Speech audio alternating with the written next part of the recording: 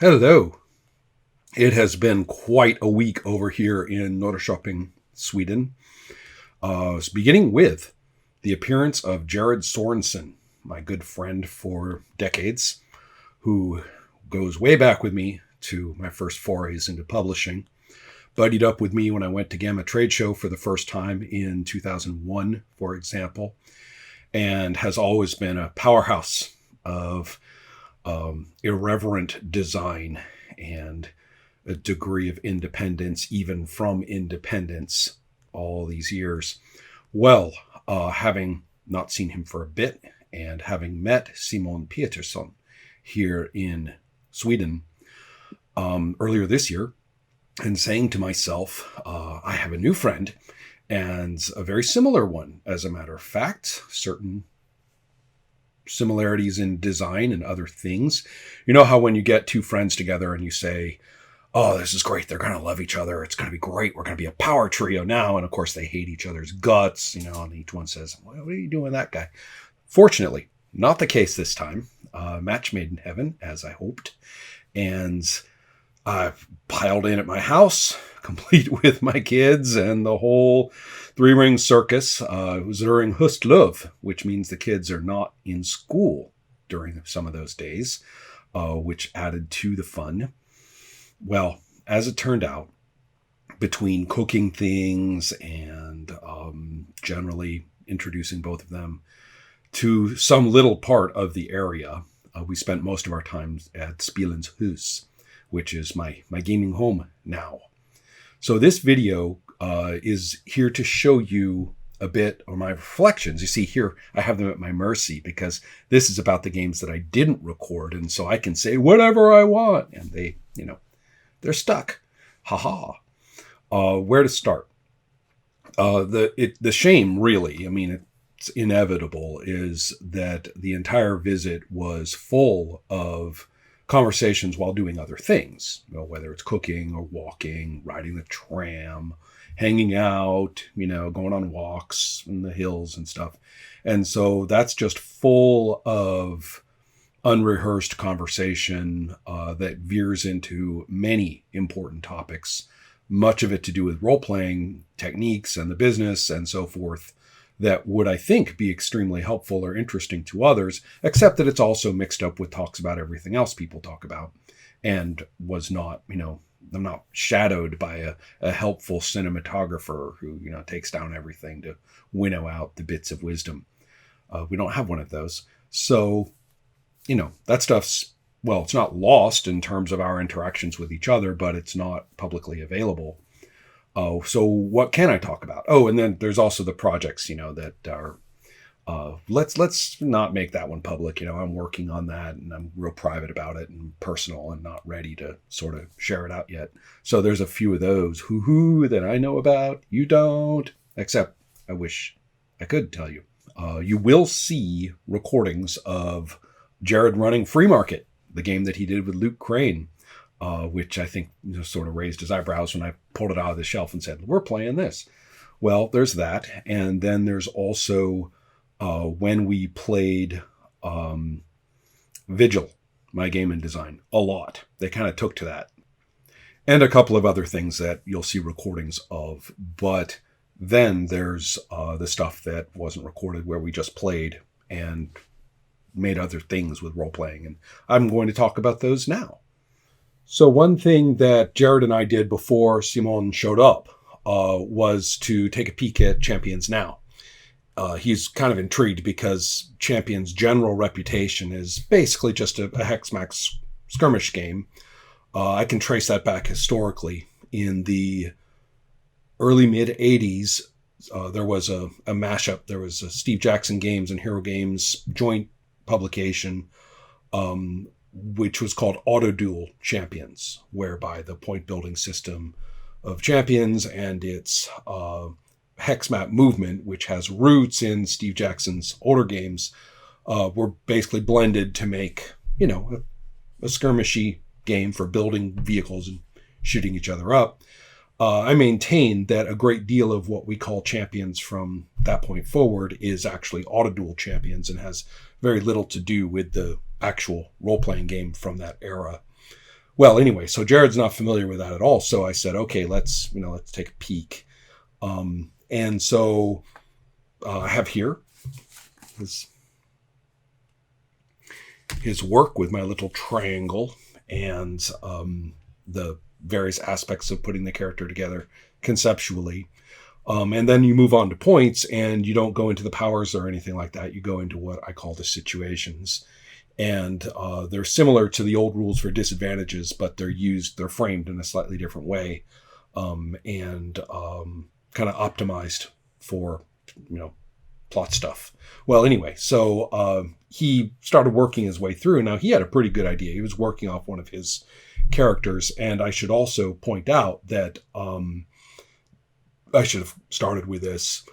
We had been talking a lot about 80s kind of tough guy fiction and movies that were edgier, that were not just kind of shoot 'em ups, but were pretty hard hitting. We're both big fans of the original RoboCop movie, Darkman, a lot of the early Cronenberg. For me, it's The Brood. And then in literature, especially the fiction of Andrew Vachss. So anyway, we always talk about that stuff. And so he had that on his mind, and he had some characters in his mind for this from a kind of super's perspective. And so I had come up with statements. That's what you do first. There's two statements that sort of set this game before people conceive of their characters. And the one is that powers strike from the shadows. And another is, to live outside the law, you must be honest, which is a Bob Dylan quote. And so I said that, and, Jared kind of looks at the ceiling a little bit and thinks of it and says, okay. And he kind of picks one of his kind of on tap character concepts and starts working on this. So he comes up with, this character's kind of a loon, which is fine, works for this kind of game. He's funny and funny looking, disturbing. He's especially because he's kind of like, a little sticky, a little disheveled. He's a hoarder. He keeps like tons of cash at home. He doesn't hoard like, placemats and stuff, but cash. And does it really rationally. It's all the time. So that's a huge thing right there. He is kind of this hopeless case in that he's always kind of going on dates, and he can kind of make it through dates, but he's never really hit it off with anybody. Well, I won't go through it in all this detail, but the whole point is that he's this reclusive, kind of weird, quirky dude who is at the beck and call, or semi-beck and call, of this crime boss guy who is manipulative toward him, basically uses him for his own ends, not to mention not getting along well with this enforcer criminal super guy. And then looking through this, he's going, wow, this is an important point. It's like, I kind of got the character at about 70, 75 points of situations. And you say I have to get 100, and he's kind of looking up and down the list. And I waited because this is sort of important.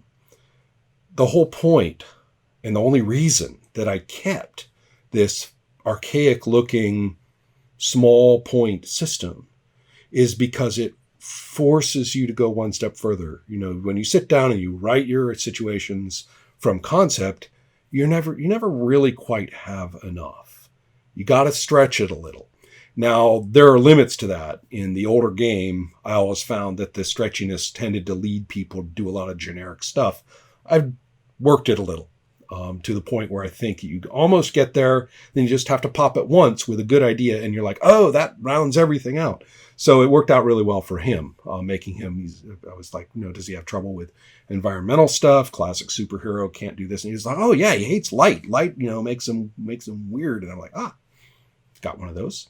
And also, there was just 5 points off, and it just made for the character as if those 5 point, that slot was just waiting for it the whole time, of just the basic level of unluck. Of course he is. So his situations rounded it out, especially in their magical way of kind of poking you a little bit at the end. Really, are you sure there's more here, isn't there? And so that did that job. Moving into the powers and stuff. Now, contrary to the older game, in this game, versions that I've done is real easy to come up with your attributes. You don't have to sort of strategize and plan and say, well, if I do this and then you divide by 3 and then that rounds that way and that means my this score is that and the points to add to that are less than the points to add to this. So there's kind of this Sudoku puzzle of how much do you get out of spending how many points, and that's gone. So running through the attributes takes like 5 minutes. You're like, oh, he's like bam bam bam bam bam. And then same thing, skills in this game are easy because there's so few. The characters have all the skills that they would have from their concepts without any points. You just use your regular dexterity and intelligence and all that just to resolve them. But the skills that are listed are really super skills. They're over the top. So as far as over the top stuff goes that you do have with points, he's got climbing and stealth and find weakness, which is one of the martial moves that allows you to drill in on a target with a particular attack over and over and over, getting better and better and better against them as you go. And he has he has some attacks that he has an attack that he wants to use that for.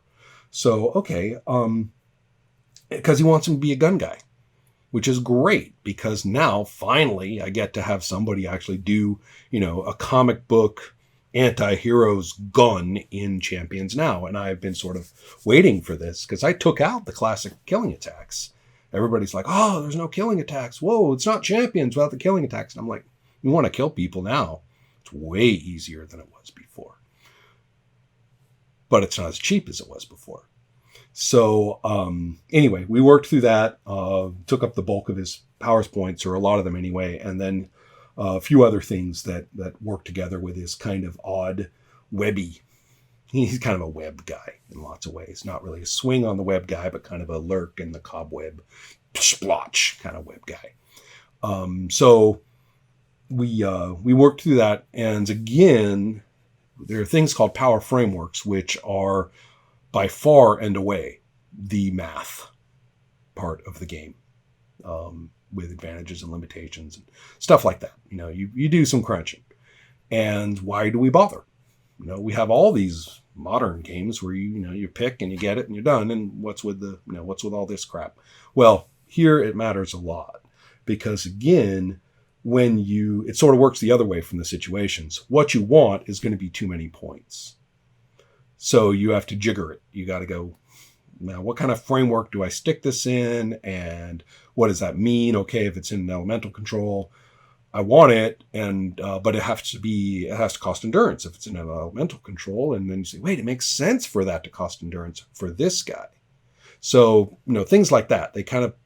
You're kind of trying to fold them into these arbitrary frameworks, and you're going, oh, and it works better than just saying, oh, I have that. And that way he ended up with a great deal of very conditional protection, as long as he's being stealthy. And, he can splotch people and they're stuck, and he can, stuff like that. And he's real hard to spot. As long as he can set up in stealth, he can do a real good job. And he actually liked that because he was saying this is kind of character who wants to set up a hit or an assassination or something. And he'll stake it out. And if it doesn't work out, like he fails the stealth roll, is what that would mean. Nothing else is going to work. And he'll call it. He'll say, no, I'm not going to do it. It's not the right time. So, anyway, it worked. He by this point, Jared was already acting out things the character might say. And when he hit it, he's like, okay, well, I got 200 points there. I got my 100 points of situation. Oh, I'm just looking. He's ready. I can, and we had a whole cast list now and a whole set of locations and things that just came out of his concepts and situations. And so the tapestry of the character and the fact that the character is in this unstable situation with his criminal power structure, just hovering there, begging for the hassle that's going to make it all come apart or come together either way. So that was a lot of fun to watch a person actually spot the way that the situations you're saying, I'm not sure I have enough, and then the power stuff going, oh, that's too much, and then you got to wiggle the numbers, and then the way you wiggle it and what the game provides for the wiggle does something special.